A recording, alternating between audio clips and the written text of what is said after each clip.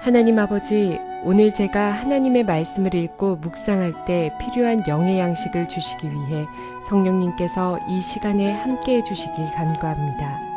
예수님 이름으로 기도합니다. 아멘. 오늘 우리에게 주시는 하나님의 말씀입니다. 여호와께서 애굽 땅에서 모세와 아론에게 일러 말씀하시되 이 달을 너희에게 달의 시작 곧 해의 첫 달이 되게 하고 너희는 이스라엘 온 회중에게 말하여 이르라. 이달 열흘에 너희 각자가 어린 양을 취할지니 각 가족대로 그 식구를 위하여 어린 양을 취하되 그 어린 양에 대하여 식구가 너무 적으면 그 집의 이웃과 함께 사람 수를 따라서 하나를 취하며 각 사람이 먹을 수 있는 분량에 따라서 너희 어린 양을 계산할 것이며 너희 어린 양은 흠없고 1년 된 수컷으로 하되 양이나 염소 중에서 취하고 이달 열 나흔 날까지 간직하였다가 해질 때 이스라엘 회중이 그 양을 잡고 그 피를 양을 먹을 집 좌우 문설주와 임방에 바르고 그 밤에 그 고기를 불에 구워 무교병과 쓴 나물과 아울러 먹되 날 것으로나 물에 삶아서 먹지 말고 머리와 다리와 내장을 다 불에 구워 먹고 아침까지 남겨두지 말며 아침까지 남은 것은 곧 불사르라. 너희는 그것을 이렇게 먹을지니 허리에 띠를 띠고 발에 신을 신고 손에 지팡이를 잡고 급히 먹으라. 이것이 여호와의 유월절이니라. 내가 그 밤에 애굽 땅에 두루 다니며 사람이나 짐승을 막론하고 애굽 땅에 있는 모든 처음 난 것을 다 치고 애굽의 모든 신을 내가 심판하리라. 나는 여호와라. 내가 애굽 땅을 칠 때 그 피가 너희가 사는 집에 있어서 너희를 위하여 표적이 될지라. 내가 피를 볼 때 너희를 넘어가리니 재앙이 너희에게 내려 멸하지 아니하리라. 너희는 이날을 기념하여 여호와의 절기를 삼아 영원한 규례로 대대로 지킬지니라. 사랑하는 성도 여러분, 평안하셨습니까? 오늘도 주님께서 주시는 말씀과 함께 복된 하루를 열어가시기 바랍니다. 오늘 우리에게 주실 하나님의 말씀은 출애굽기 12장 1절에서 14절 말씀입니다. 바로가 모세의 경고에도 아랑곳하지 않자 이 하나님께서는 드디어 마지막 재앙을 내리십니다. 우리가 잘 아는 바와 같이 전 장자를 죽이는 그 재앙을 내리십니다.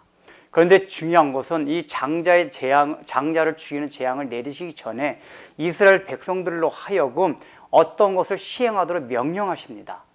지금까지 9가지 재앙까지는 고센 땅에 있다는 것 자체로 그 재앙을 면했습니다. 재앙이 피해갔습니다. 거기 안에서 이스라엘 백성들이 구체적으로 어떤 행동을 하는 데 대해서 하나님께서 지침을 주지 않으셨습니다. 그냥 공동체 이론이라는 것 자체, 애굽 땅 안에 가운데서도 이스라엘 백성들이 있는 고센 땅에 있다는 것 그 자체로 재앙이 피해갔습니다. 그런데 이번 재앙에선 하나님께서 고센 땅에 있다고 그 재앙이 피해가는 것이 아니라 특별한 명령을 내리십니다. 그 명령을 그대로 시행해야지만이 지금 내가 내리는 재앙이 피해간다고 말씀을 해주십니다. 이것은 우리에게 구원에 있어서 단순하게 우리가 언약 공동체 안에 들어와 있다고 구원받는 것이 아니라는 것을 말씀해 주십니다. 지금까지 아브라함 시대부터 하나님께 쭉 말씀해 주신 것은 언약 공동체 안에 있으면 구원이 되는 것을 하나님께서 말씀해 주셨습니다. 그것은 상징적으로 말씀해 주신 것 뿐입니다. 이게 구체적으로 실제적으로 언약 공동체 안에 있다는 것이 무엇인지를 하나님께서 말씀해 주신 것입니다. 진정한 그 구성원이 되려면 무엇이 필요하다는 것을 하나님께서 지금 말씀해 주시고자 하는 것입니다. 그래서 우리가 굉장히 잘 들어야만 합니다. 단순하게 교회 안에 있다고 해서 주일날 교회 와서 예배만 드린다고 해서 구원받는 것이 아니라는 것입니다. 그 재앙이 피해가는 것이 아니라는 것입니다. 그렇다면 하나님께서 그 재앙을 피해가기 위해서 첫 번째 내린 시행이 무엇입니까? 그것은 바로 모든 집의 문설주와 임방에 양을 잡아서 그 피를 바르라는 것이었습니다. 물론 그 뒤에 또 여러 가지 시행 규칙이 따라옵니다. 근데 가장 첫 번째가 그 명령이었습니다. 근데 여러분 생각해 보십시오. 지금 우리는 그것이 예수 그리스도의 피라는 것을 의미한다는 것을 알고 있습니다.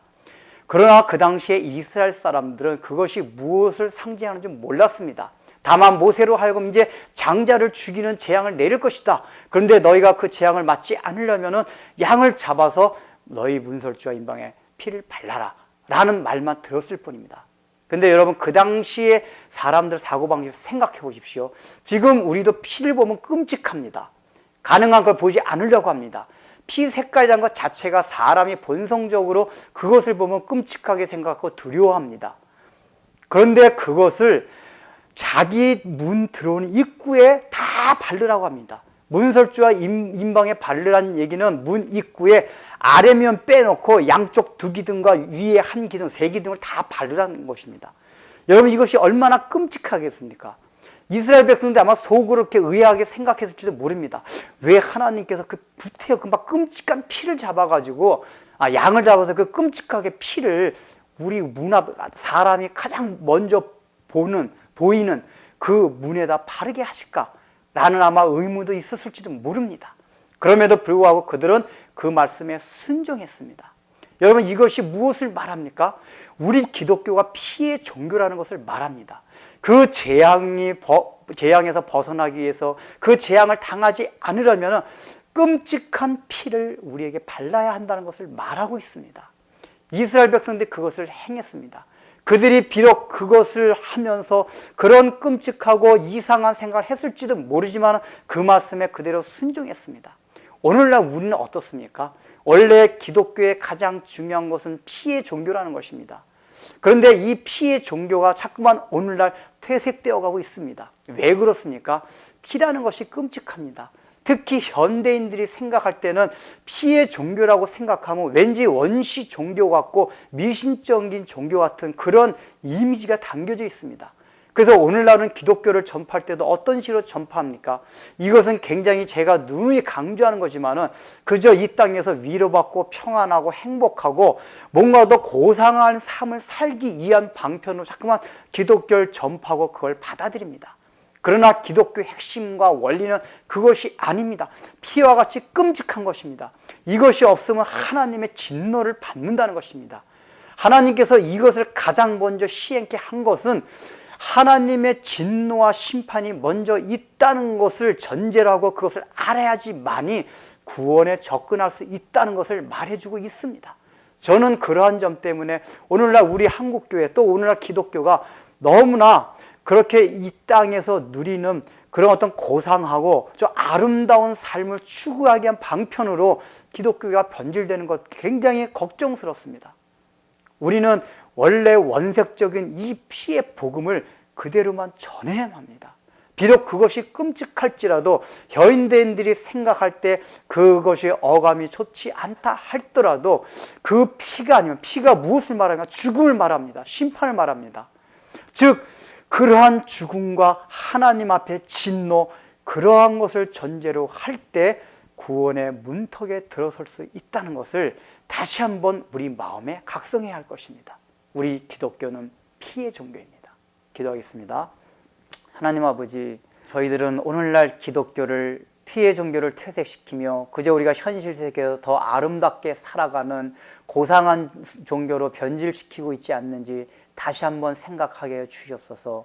우리 주님께서 원하시는 것이 피의 종교요 원색적인 십자가의 복음을 늘 마음에 각성하고 바로 나의 죄 때문에 하나님의 진노하심 때문에 복음이 필요하다는 것을, 그래서 구원에 접근할 수 있다는 것을 우리 마음에 잊지 않도록 주님께서 은혜를 베풀어 주옵소서. 예수님의 이름으로 기도드립니다.